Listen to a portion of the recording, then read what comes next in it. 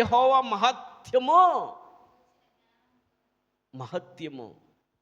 భూమి అంతటా ఈ సముద్రము అంటే నీరు భూమి అంతటా కూడా ఏ రీతిలో అయితే ఉన్నదో, 3 పక్కల నీరే, ఓ పక్క ఏమండి పర్వతాలు. ఏం పర్వతాలు అవి? హిమాలయ పర్వతాలు. అంటే ఏంటి? ఐస్ అంటే ఏంది? ఐస్ అంటే ఏంది? అంటే అక్కడ కూడా నీళ్ళే కదా, అక్కడ కూడా నీళ్ళే. నీరు లేని ప్లేస్ అంటూ ఎక్కడ కూడా లేదు. అంటే ఈ భూమి మీద నీరు అనేది లేకుండా ఎక్కడ లేదు, అంతటా నీరుంది. అలా మహత్యం అంటే ఇక్కడ ఏంటంటే దేవుని వాక్యము. ఈ దేవుని యొక్క అంతిమ దర్శనానికి సాదృశ్యం ఇది. ఈ వాక్యం అంట దేశాలకు వెళ్ళాలంట. దేశాలంటే ప్రపంచ దేశాలకు వెళ్ళాలా, దేశాలకు వెళ్ళాలా, రాష్ట్రాలకు వెళ్ళాలా, జిల్లాలకు వెళ్ళాలా, మండలాలకు వెళ్ళాలా, గ్రామాలకి వెళ్ళాలా, పట్టణాలకి వెళ్ళాలా, అంతటా వెళ్ళాలంట దేవుని యొక్క సువార్త. ఆయన అంతిమ దర్శనాన్ని 2025 సంవత్సరంలోనే మనకి తెలియపరిచాడు పిల్లరా. ఎలా తెలియపరిచాడంటే మత్తయి సువార్త 24వ అధ్యాయము 14వ వచనం ద్వారా తెలియపరిచాడు. అంతిమ దర్శనం ఎప్పుడో 2025 సంవత్సరం క్రితమే, ఈరోజు కాదు. ఆయన అంతిమ దర్శనం తన ప్రారంభ దర్శనాన్ని ముందు చూపించాడు. ప్రారంభం ఈ రీతిలో చేసే నేను ఉపయోగం లేదు. మరి అంతిమ దర్శనంలో ప్రపంచం మొత్తం కూడా తిరగాలన్నాడు. దేంతో తిరగాల? వాక్యముతో తిరగాల. దేంతో తిరగాల? వాక్యముతో తిరగాల. ప్రపంచం మొత్తం నలుమూలల వాక్యము విస్తరింపపోవాలా. ఈ వాక్యం వెళ్ళాలంటే ఏమి చేయాలా? అది దర్శనాన్ని ఆయన కనుగొన్నాడు. యాజకులు ఎక్కడుంటారు? మందిరాల్లో ఉంటారు. రాజులు ఎక్కడుంటారు? కోటలో ఉంటారు. ప్రవక్తలు ఎక్కడుంటారు? ఊర్లో ఉంటారు. అవునా? న్యాయాధిపతులు ఎక్కడుంటారు? కోర్టులో ఉంటారు. మరి ప్రపంచానికి ఎలా అందిద్ది సువార్త? కుదరదు, అందటానికి కుదరదు. ఎలా అందిద్ది? ప్రపంచానికి వెళ్ళాలంటే కష్టం. యాజకులేమో దేవాలయాల్లో ఉంటారు, రాజులేమో కోర్టులో ఉంటారు, న్యాయాధిపతులు కోర్టులో ఉంటారు, ప్రవక్తలు గ్రామాల్లో ఉంటారు. మరి మనిషికి సువార్త ఎలా వెళ్ళిద్ది? ప్రపంచానికి ఎలా వెళ్ళిద్ది? ప్రపంచానికి వెళ్ళాలి, ఎలా వెళ్ళిద్ది? దేవుడు రాజులను ఎన్నుకున్నాడు, యాజకులను ఎన్నుకున్నాడు, ప్రవక్తలను ఎన్నుకున్నాడు, న్యాయాధిపతులను ఎన్నుకున్నాడు. వాళ్ళ వల్ల ఆయన ప్రణాళిక కాటల్లా ఆయన ప్రణాళిక. అందుకని అంతిమ యాత్రలో, అంతిమ దర్శనములో ఆయన దేవుని దర్శనాన్ని ఈ రీతిలో రాశాడు. ఎలా అంటే మళ్ళా చూద్దాము. ప్రకటన గ్రంథము దేవుని కోరిక ఈ రీతిలో ఉంది. రాష్ట్రాలు వెళ్ళాలంట, దేశాలు వెళ్ళాలంట, జిల్లాలు వెళ్ళాలంట, మండలాలు వెళ్ళాలంట, గ్రామ స్థాయిలో వెళ్ళాలంట. ఇలా వెళ్ళాలని ఆయన కోరుకుంటే ఈ కోరిక ఎలా నెరవేరాలా? ప్రకటన గ్రంథం చూస్తే 7:9 ఏముంది? చదవమ్మా. ప్రకటన గ్రంథం 7:9. అటు తరువాత నేను చూడగా ఇదిగో ప్రతి జనములో నుండి మనుషుల్లో నుండి ప్రతి వంశంలో నుండి ప్రజలలో నుండి ఆయా భాషలు మాట్లాడే వారిలో నుండి వచ్చి ఎవడును లెక్కింపజాలని ఒక గొప్ప సమూహము కనబడెను. ఆయన కోరికది. ఏమండి, ఆయన కోరిక ఎవరిలో? ప్రజల్లో నుండి కావాలంట, జనాల్లో నుండి కావాలంట, వంశాల్లో నుండి కావాలంట, భాషల్లో నుండి రావాలంట. భాషల్లో నుండి. ఇప్పుడు భాషలు ఎన్నుండే భారతదేశంలో? భాషలు 5540 భాషలు భారతదేశంలో ఉన్న భాషలు. భారతదేశంలో భాషలు కాకుండా మిగతా దేశాల భాషలు రకరకాలుగా ఉన్నాయి. లిప్పులు ఉన్నాయి, కొన్ని లేని కొన్ని. ఈ భాషలన్నిట్లో అక్కడున్న మనుషులందరికీ తెలియపరచబడాలి ఈ సువార్త. అప్పుడేనంట రాకడొచ్చేది. మరి ఈ ప్రజలందరికీ తెలియాలంటే ఏం చేయాలా? సువార్త బహుగా ప్రకటించబడాలా. సువార్త బహుగా ప్రకటించబడాలా. దేవుడు చేసినటువంటి మేలు మానవులకి ఏందో తెలుసా? ఒక చిన్న ఎగ్జాంపుల్ చెబుతాను, ఉపమానం. దేవుడు మానవుడు చేసినటువంటి మేలేం తెలుసా? మరణాన్ని ఇచ్చాడు. మరణం ఈగిపోయినట్టుగైతే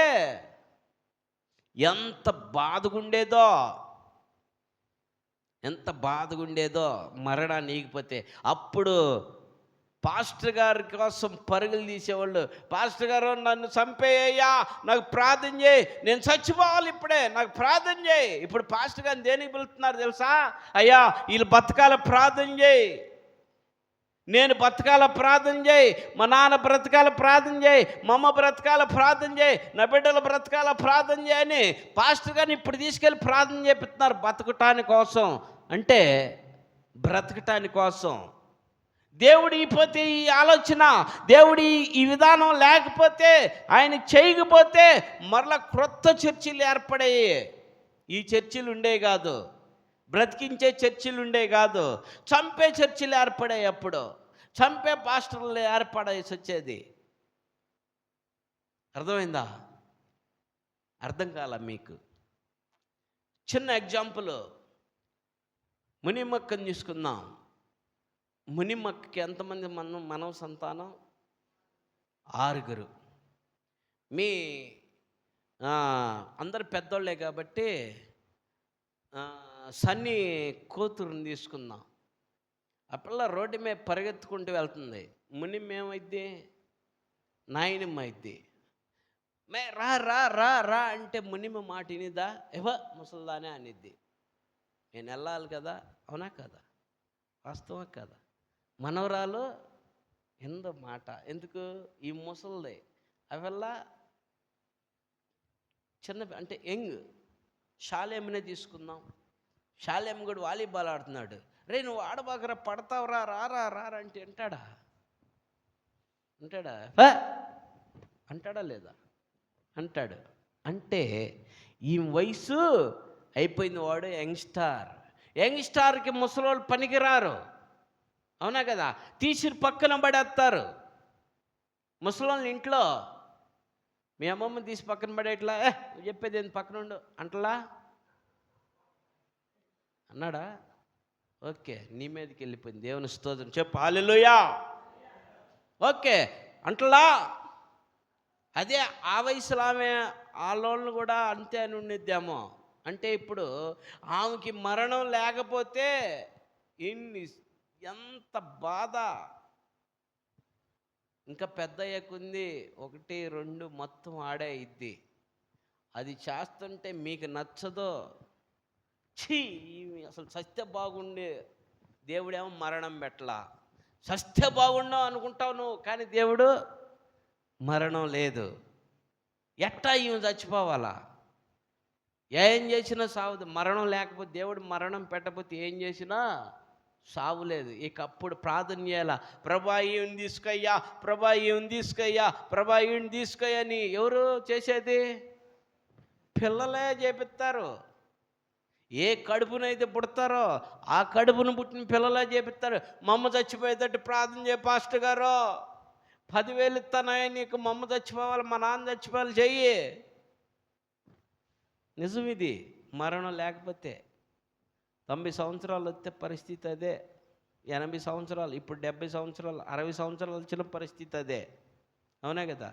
పక్కనుండి నువ్వు ముద్దిని పక్కనుండి ఏంది నువ్వు మావ చెబుతున్నావు అంటున్నారు. ఆ?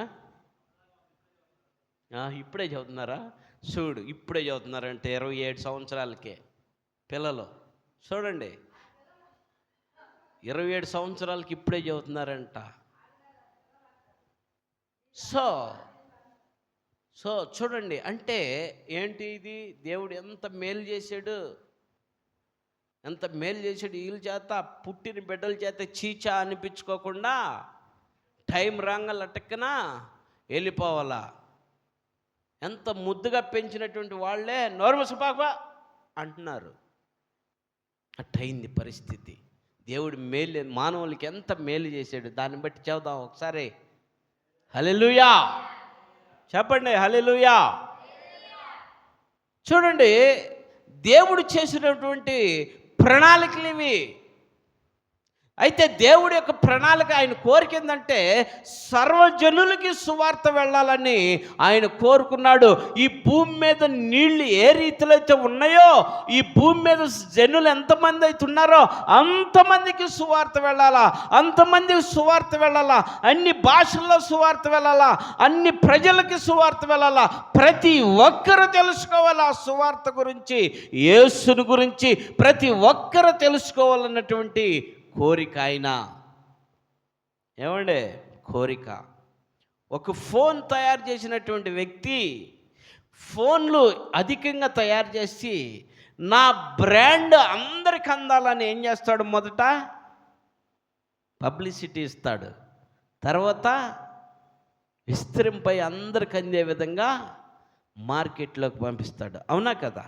అందరూ అన్ని దేశాల్లో, అన్ని రాష్ట్రాల్లో, అన్ని గ్రామాల్లో, అన్ని పట్టణాల్లో ఇదిగో ఈ ఫోన్లు వచ్చేసినాయి. ఇది ఐఫోన్ అనుకుంటే ఐఫోన్లు అన్ని గ్రామాల్లో. ఇదివరకు ఐఫోన్ ఎక్కడుండేది? అమెరికా, చైనాలో ఉండేది. ఇప్పుడు ఇండియాలో చీరాల్లో ఉంటుంది, ఈబ్రిపాలెంలో ఉంటుంది, తాడవారిపాలెంలో ఉంటుంది, నలుమూల ప్రాంతాల్లో రిక్షా దొక్కేవాడు దగ్గర నుంచి కలెక్టర్ ఉద్యోగం చేసేంత వరకు కూడా ఐఫోన్ ఉంటుంది. అంటే చూడు ఎంతగా వ్యాపించిందో. మరి యేసు ప్రభు సర్వ మానవులను కలుగు చేసినటువంటి వ్యక్తి, సర్వ మానవులను పుట్టించినటువంటి వ్యక్తి, యేసు గురించి అందరికీ తెలియటానికి ఆయన మరికి ఎంత ప్రణాళిక కలిగి ఉన్నాడు. అర్థమైందా? ఆయన ప్రణాళిక ఎంతగా కలిగి ఉన్నాడు. తమ్ముడు తర్వాత చదువు వినో, ఎంత ప్రణాళిక కలిగి ఉన్నాడు. ఒక ఫోను కంపెనీ వాడే అందరికి అందాలన్నటువంటి ఒక ఫోను, ఇది మహా పని చేస్తే 5 సంవత్సరాలు పనిచేసిద్ది. కానీ మానవుడి యొక్క జీవితం 70 సంవత్సరాలు, అధిక బలం 80 సంవత్సరాలు, 100 సంవత్సరాలు దేవుడిచ్చిన ఆయుష్. ఈ ఆఫ్టర్ 5-10 సంవత్సరాలు పనిచేసే ఫోన్కే ప్రతి ఒక్కడికి నా బ్రాండ్ అందాలని ఫలించినట్టు ఎండీకి అంత ఆలోచన ఉంటే సర్వ మానవుల్ని కలుగు చేసినటువంటి యేసు ప్రభుకి ఇంకెంత ఆలోచన రావాలా కదా? అందుకని ఆయన తెలియపరిచాడు, సర్వ మండలానికి వెళ్ళాలా, సర్వ గ్రామానికి వెళ్ళాలా, రాష్ట్రాలకు వెళ్ళాలా, దేశాలకు వెళ్ళాలా, జిల్లాలకు వెళ్ళాలని, ప్రతి భాషలో ఉన్న వారి దగ్గరికి వెళ్ళాలా, ప్రతి భాషలో ఉన్నటువంటి, ప్రతి వంశంలో ఉన్నటువంటి వారి దగ్గరికి వెళ్ళి యేసు దేవుడని తెలియపరచాలనేటువంటి, యేసు గురించి సాక్ష్యం చెప్పాలని, యేసు గురించి సువార్త ప్రకటించాలని ఆయన కోరుకుంటంలో తప్పే ఉంది కదా? ఈ యొక్క యాజకుల వల్ల కాలేదు, ఈ ప్రాఫిట్స్ ప్రవక్తల వల్ల కాలేదు, రాజుల వల్ల కాలేదు, న్యాయాధిపతుల వల్ల కాలేదు. తన్నే తాను తగ్గించుకొని భూమి మీదకి ఒక మానవుడిగా వచ్చి సర్వ మానవుల కొరకు ప్రాణం పెట్టి తిరిగి లేచి, సర్వ మానవులకి ప్రభువైన యేసుక్రీస్తు ప్రాణం పెట్టి తిరిగి లేచాడని, పునరుత్థానుడయ్యాడని తెలియపరచడానికి ఆయనే ఆలోచన కలిగి ఉన్నాడు, ఒక కోరిక కలిగి ఉన్నాడు. ఈ కోరిక ప్రకారంగా ఏం చేశాడు? సర్వజనులకి తెలియటానికి అయినా కోరికతో ఉన్నాడు. తర్వాత చూస్తే ఈ మాట మరొకసారి, ఈ మాట మళ్ళీ మూడో మాటగా మనం ఈ కోరిక తెలియపరిచిన తర్వాత ఆయన కోరుకున్నటువంటి ఆలోచన చూడు, దేవుని యొక్క ఆజ్ఞలంట. ఆజ్ఞ ఈ సర్వజనులందరికీ తెలియాలంటే ఆయన కమాండింగ్ తీసుకొచ్చాడు. అర్థమైంది ఈ మాట? సర్వజనులందరికీ తెలియాలంటే ఒక కమాండింగ్, ఒక ఆజ్ఞ. ఇప్పుడు ఐఫోన్ అందరికీ తెలియాలంటే ఒక ఆజ్ఞ ఇచ్చాడు ఆయన. ఎండి ఏం చేశాడు తెలుసా? వాల్ పోస్టులు వేయండి, ప్రకటన టీవీల ఛానల్కి ఇవ్వండి, యూట్యూబ్లో పెట్టండి, ఐఫోన్ ఒకటి కొంటే ఒకటి ఫ్రీ. ఉదాహరణకు చెబుతున్నా, ఎండిఏ అంత ఆలోచన చేస్తే సర్వమానవుల కొరకు ప్రాణం పెట్టినటువంటి ఆయన ఒక ఆజ్ఞ ఇవ్వటంలో తప్పే ఉంది? అర్థమైందా? ఈయన ఒక ఆజ్ఞ ఇచ్చాడు, ప్రకటన చేయండి అని. మరి ఈయన సర్వమానవుల కొరకు ప్రాణం పెట్టిన ఆయన ఈయన ప్రకటన చేయటానికి తప్పే ఉంది? అందుకనే యాజకుల్ని ఎన్నుకున్నాడు, కుదరలేదు. రాజులను ఎన్నుకున్నాడు, కుదరలేదు. ప్రవక్తలను ఎన్నుకున్నాడు, కుదరలేదు. న్యాయాధిపతులను ఎన్నుకున్నాడు, కుదరలేదు. ఆయన అంతిమ దర్శనాన్ని ఇక్కడ ప్రదర్శించాడు ప్రభువైన యేసుక్రీస్తు ప్రభు. హల్లెలూయా! ఆయన అంతిమ దర్శనం నెరవేరాలంటే ఈ భూమి మీద సముద్రంలో నీళ్లు ఏ రీతిలో అయితే విస్తరింపయ్యాయో, ఈ భూమి మీద నీళ్లు ఏ రీతిలో పారుతున్నాయో, ఈ భూమి మీద నీళ్లు ఏ రీతిలో కనపడుతున్నాయో, ఆ రీతిలో ప్రపంచం అంతా కూడా అన్ని దేశాల్లో, అన్ని రాష్ట్రాల్లో, అన్ని జిల్లాల్లో, అన్ని మండలాల్లో, అన్ని గ్రామాల్లో, అన్ని పట్టణాల్లో సర్వ మానవుడికి సువార్త అందటానికి, నేను పునరుద్ధానుడని తెలియపరచడానికి, నేను పునరుద్ధానగా తిరిగి లేవబోతున్నానని తెలియపరచడానికి ఎవరిని ఇప్పుడు ఎన్నుకున్నాడు దేవుడు? శిష్యుల్ని ఎన్నుకున్నాడు. చదువు ఆ యొక్క వాక్యాన్ని, 3వ భాగాన్ని. దేవుని యొక్క ఆజ్ఞ ఏ రీతిలో ఉన్నదో మత్తయి సువార్త 28:18, 20 దాకా చదువు, మైక్లో చదువు. మత్తయి సువార్త 28వ అధ్యాయము 18-20 వచనం. ఫాస్ట్గా ఉండాలి నువ్వు. అయితే యేసు వారి యొద్దకు వచ్చి, చూడండి ఎవరి దగ్గరికి వచ్చాడు? వారి యొద్దకు వచ్చి. ఎవరి దగ్గరికి వచ్చాడు? సర్వ మానవుల దగ్గరికి వచ్చాడు. భూమి మీద మానవుడిగా పుట్టాడు, ఒక మనిషిగా పుట్టాడు, ఒక మట్టిలో పుట్టాడు, ఒక తల్లి గర్భంలో నుండి బయటకు వచ్చి మనుషుల దగ్గరికి వచ్చి చెప్పు, పరలోకమందున్న భూమి మీదన సర్వాధికారము నాకు ఇయ్యబడి ఉన్నది. చూడండి, పరలోకంలో ఉన్న నాకు అధికారమే, ఈ భూమి మీద ఉన్న నాకు అధికారమే, నాకు సర్వాధికారమే ఇవ్వబడినది. కాబట్టి నువ్వు వెళ్ళి సమస్త జనులను శిష్యులుగా తయారు చేయి. సమస్త జనులను శిష్యులుగా తయారు చేయి. ఇదిగో ఈ పరిపాలన వాళ్ళకే చెప్పలా, బాపట్ల వాళ్ళకి చెప్పలా, చీరాల వాళ్ళకి చెప్పలా, అమెరికా వాళ్ళకి చెప్పలా, ఆస్ట్రేలియా వాళ్ళకి చెప్పలా, భారతదేశంలో 24 రాష్ట్రాల వాళ్ళకి చెప్పలా.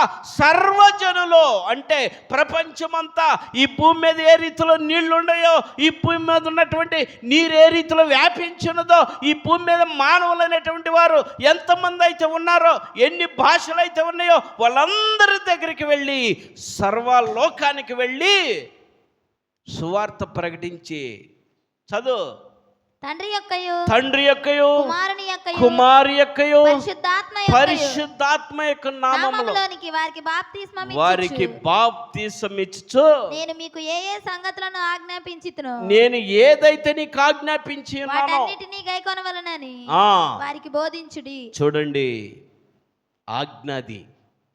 ఒక ఫోనోడు, ఒక మిక్సీ ఓడు, ఒక టీవీ ఓడు ఏ రీతిలో ఆజ్ఞ ఇచ్చి ప్రకటన చేయించుకుంటున్నాడు. ఈయన ఎవరితో ప్రకటన చేయించాడు తెలుసా? శిష్యుల్ని ఎన్నుకున్నాడు. ఎవరు వాళ్ళు శిష్యులు? ఎంతమంది? 12 మంది శిష్యులు. 12 మంది శిష్యులు 2025 సంవత్సరాల క్రితం ఎన్నుకొని, మీరు సర్వలోకానికి వెళ్ళి సర్వజనులకు సువార్త ప్రకటించండి అన్నాడు. ఎవరి గురించి సువార్త? పునరుత్థానుడైనటువంటి యేసుక్రీస్తు గురించి సువార్త. పునరుత్థానుడైన యేసుని గురించి సువార్త ప్రకటించడు అన్నాడు. ఈ ప్రకటన ఎలా చేయాలో తెలుసా? 3 స్టోరీస్గా ప్రకటన చేయాలా. మొదటిది నా స్టోరీ, తర్వాత నీ స్టోరీ, మూడోది యేసు స్టోరీ. ఆ రీతిలో ప్రకటన చేయాల. మొదటిది నా స్టోరీ, తర్వాత నీ స్టోరీ, మూడోది యేసు స్టోరీ. ఆ రీతిలో నువ్వు ప్రకటన చేయాలా. ఈ రీతిలో ప్రకటన చేసి సర్వలోకానికి సువార్త అందించారు. సర్వలోకానికి ఆ యేసుక్రీస్తు ప్రభు శిష్యుడు ఒకడు తోమా ఈ భారతదేశానికి 2025 సంవత్సరాల క్రితం, అది మొదటి శతాబ్దంలోనే 70వ సంవత్సరంలోనే అదిగో వచ్చేసాడు. ఎక్కడికి వచ్చాడో? కేరళ, చెన్నై. ఈరోజు చెన్నై పట్టణంలో ఆయన సమాధి ఉన్నది. థామస్ మౌంట్ అనే ఆయన సమాధి ఇప్పటికి ఉన్నది. 2000 మొదటి శతాబ్దంలోనే వచ్చాడు. యేసు ప్రభు ఎన్నుకున్నటువంటి శిష్యుడు వల్ల ఇది సువార్త ప్రకటించడానికి. కాపర్లను పిలవల్లా, కాపర్లను ఎన్నుకోలా, ప్రవక్తలను ఎన్నుకోలా. యేసు ప్రభు కాపర్లు ఎన్నుకోలేదు, ప్రవక్తలను ఎన్నుకోలేదు, రాజులను ఎన్నుకోలేదు, న్యాయాధిపతులను ఎన్నుకోలేదు. ఆల్మోస్ట్ వాళ్ళు ముందుగానే అయిపోయారు. కానీ ఈయన దర్శనం నెరవేరాలంటే 2025 సంవత్సరాల అంతిమ దర్శనముగా ఈయన ఇచ్చినటువంటి ఈ దర్శనం ఇదిగో కొనసాగిపోయింది. వీళ్ళెవరు చేయలేనటువంటి పని ఈ 12 మంది చేశారు. చెప్పు హల్లెలూయా. ఈ ఈ ఈ యొక్క ఈ యాజకులు చేయలేని పని, ప్రవక్తలు చేయలేనటువంటి పని, రాజులు చేయలేనటువంటి పని, న్యాయాధిపతులు చేయలేనటువంటి పని ఈ 12 మందిలో 11 మంది చేశారు పిల్లారా. ఆయన శిష్యులుగా ఎన్నుకున్నటువంటి వాళ్ళు. ఇప్పుడు వద్దాం సబ్జెక్ట్కి. సువార్త ప్రకటించబడాలి. నువ్వు శిష్యుడిగా మార్చాలి. నువ్వు విన్న సత్యాన్ని దేవుని యొక్క ఆలయంలో దేవుని యొక్క సేవకుడు నీకు బోధిస్తున్నటువంటి వాక్యాన్ని నువ్వు విని నువ్వెవరికి తెలియపరుస్తున్నావు? నీ స్టోరీ, నా స్టోరీ, దేవుని స్టోరీగా. ఈరోజు పాస్టర్ గారు వాక్యం చెప్పింది నన్ను దర్శించింది. నేను ఈ స్థితిలో ఉన్నాను, నేను ఈ పాపంలో ఉన్నాను, నేను ఈ వ్యాధిలో ఉన్నాను, నేను ఈ అక్రమంలో ఉన్నాను, నేను ఈ అప్పులో ఉన్నాను, నేను ఈ రోగంలో ఉన్నాను, నేను ఈ బాధలో ఉన్నానని పక్కన వాడికి చెప్తే వాడు కూడా నేను కూడా ఇదే బాధలో ఉన్నాను, నేను కూడా ఇదే వేదనలో ఉన్నాను, నేను ఇది కూడా కష్టంలోనే ఉన్నాను, నాకు కూడా ఇదే సమస్యలో అంటే ఇదిగో నన్ను బాగు చేసినటువంటి యేసును చూడు, నన్ను బలపరిచినటువంటి యేసును చూడు, నన్ను బాగు చేసినటువంటి యేసు దగ్గరికి రాని నువ్వు చెబితే వాడు మనసు ఏం కలిగిద్ది? రావాలనిపించిద్ది. అవునా కదా? రావాలనిపించిద్ది. అదే డిజైబుల్స్ని తయారు చేయటం, శిష్యుని తయారు చేయటం అదే. నువ్వెక్కడికో పోవాల్సిన అవసరం లేదు. ఇదిగో నీ గ్రామంలోనే, నీ ఇంట్లోనే బోల్డ్ మంది శిష్యులు దొరుకుతారు నీకో. మీ నాన్న దొరుకుతాడు, మీ అమ్మ దొరికిద్ది, మీ తమ్ముడు దొరుకుతాడు, నీ భార్య దొరికిద్ది, నీ పిల్లలు దొరుకుతారు, నీ అక్కచెల్లెలు దొరుకుతారు, నీ బామర్దులు దొరుకుతారు నీకు. నువ్వెంత దూరమో పోవాల్సిన అవసరం లేదు. మొదట నీ ఇల్లు గెలిస్తే, మొదట నీ ఇల్లును కట్టుకోగలిగితే తర్వాత బయటికి రావాల. ఇప్పుడు నీ ఇల్లు సరిగ్గా కట్టుకోకుండా నువ్వు వచ్చి బయట వాళ్ళు ఇల్లు కడతానంటే ఏమంటారు కదా? అందుకని మొదట ఏం చేయాలా? నీ ఇల్లును కట్టుకోవాలా. మొదట ఎవరిని తయారు చేయాలి? నువ్వు భర్తగా ఉంటే భార్యను తయారు చేయాలా, శిష్యురాలుగా. భార్య ఏం చేయాలా? భార్య యేసు ప్రభు మాట తెలుసుకొని యేసు ప్రభు నమ్మితే భర్తను తయారు చేయాలా. ఇప్పుడు అనుకుంటున్నారు భార్యలు, వాడొస్తే ఎందుకులే, వాడు రాకపోయినా పర్వాలేదు, వాడు ఆడ తాగి ఇంట్లో పడి ఉంటాడు, నేను వెళ్ళాలని భర్తను వదిలేసి ఎంత ముద్ద వండి ఇసిరేసి వస్తుంది భార్య. ఏడకొచ్చి ఏం చేయాలనో, ఏం చేయాలి? ఏడకొచ్చి నువ్వు అందరంగా చూడటం తప్ప నీ భర్తను తీసుకొని వస్తే నువ్వు దేవుణ్ణి చూస్తావు కదా. నీ భర్త కూడా నీ కళ్ళ ముందు ఉంటాడు కాబట్టి. నీ భార్యని తీసుకొస్తే నువ్వు దేవుణ్ణి చూస్తావు. నీ భార్యని తేకుండా నువ్వు వచ్చి ఎవరిని చూడాలని కదా? ఆలోచించి నువ్వు వచ్చేటప్పుడు దేవుని మందిరానికి నీ భార్యని తీసుకొని దేవుని మందికి రావాలా, నీ భర్తను తీసుకొని దేవుని మందిరానికి రావాలా, నీ పిల్లల్ని తీసుకొని దేవుని మందిరానికి రావాలా, నీ మనవ సంతానాన్ని తీసుకొని దేవుని మందిరంలోకి రావాలా. నువ్వేమో దేవుని మందిరంలో ఉంటే వాళ్ళేమో లోకంలో ఉంటే ఉపయోగమే ఉంది. వాళ్ళు నీ పిల్లలు కాదా, నీ భర్త కాడా, నీ భార్య కాదా, నీ మనవ సంతానం కాదా? వాళ్ళు సముద్రంలో కొట్టుకుపోతూ ఉంటే నువ్వు ఈ మేడలో ఉండే నువ్వు ఉపయోగమే ఉంది. అందుకని నీ భర్తకి నువ్వు గురువుగా ఉండాలా, నీ భార్యకి నువ్వు గురువుగా ఉండాలా, నీ పిల్లలకి నువ్వు గురువుగా ఉండాలా, నీ ఎత్తకు నువ్వు గురువుగా ఉండాలా, నీ కోడలకు నువ్వు గురువుగా ఉండాలా, నీ అన్నదమ్ములకు నువ్వు గురువుగా ఉండాలా, నీ అక్క చెల్లెలకి నువ్వు గురువుగా ఉండాలా, నీ వీధిలో వాళ్ళకి నువ్వు గురువుగా ఉండాలా. అంటే నువ్వేం చెప్పాలా? నీ స్టోరీ, నా స్టోరీ, దేవుని స్టోరీ. ప్రతి ఒక్కరికి శ్రమలు ఉన్నాయి, ప్రతి ఒక్కరికి కష్టాలు ఉన్నాయి, ప్రతి ఒక్కరికి ఇబ్బందులు ఉన్నాయి. ఈ లోకంలో లేనటువంటి వారు ఈ భూమి మీద ఎవరు లేరు.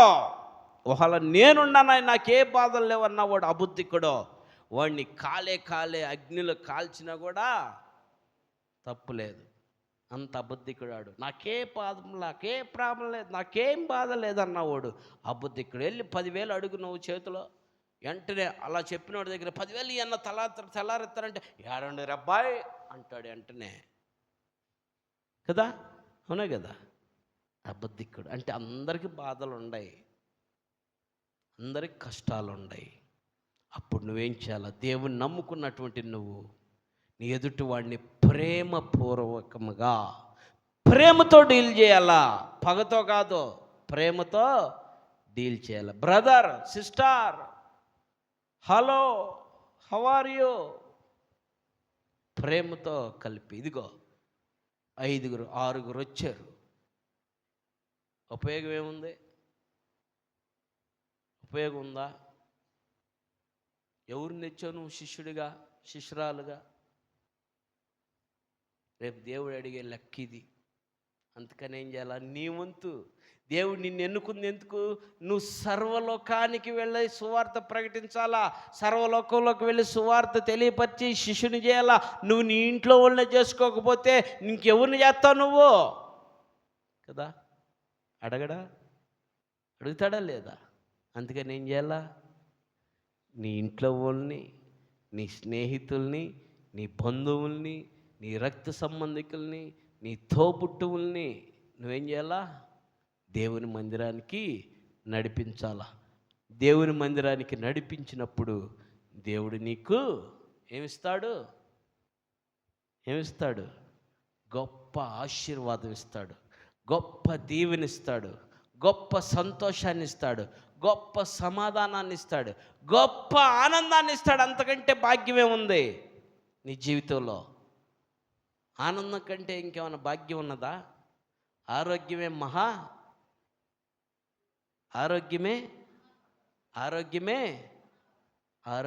మహాభాగ్యం. ఇంతకంటే ఆనందం ఇంకేమన్నా ఉందా? ఇంతకంటే ఆనందం ఈ భూమి మీద ఏది లేదండి పిల్లారా. సో నువ్వేం చేయాలా? మొదటిగా నీ స్టోరీని, నా స్టోరీని, దేవుని స్టోరీని ప్రేమతో ప్రకటిస్తూ దేవునికి శిష్యులుగా తయారు చేయటానికి ఈరోజు నువ్వు సిద్ధపడు.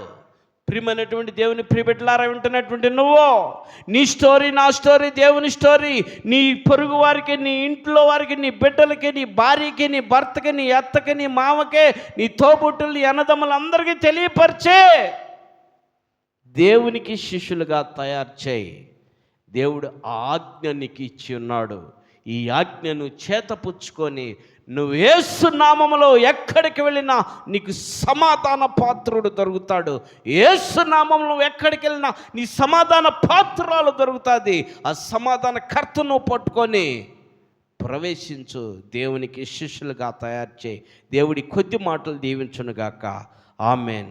దేవుడి మాటలు ఆయన ఎన్నికల్లో దీవించి చెరువచ్చిన మనందరికీ ఆయన మనతో మాట్లాడి మనం సర్వలోకానికి సువార్త ప్రకటించే విధంగా ప్రపంచాన్ని ఈ ఎబెనేజరు ప్రార్థన మందిరం శిష్యులతో సర్వ సృష్టికి సర్వలోకానికి ప్రపంచ దేశాలకి సువార్తను మోసుకొని వెళ్ళే విధంగా అట్టి కృప దేవుడు మనకు అనుగ్రహించును గాక. Amen, amen, amen.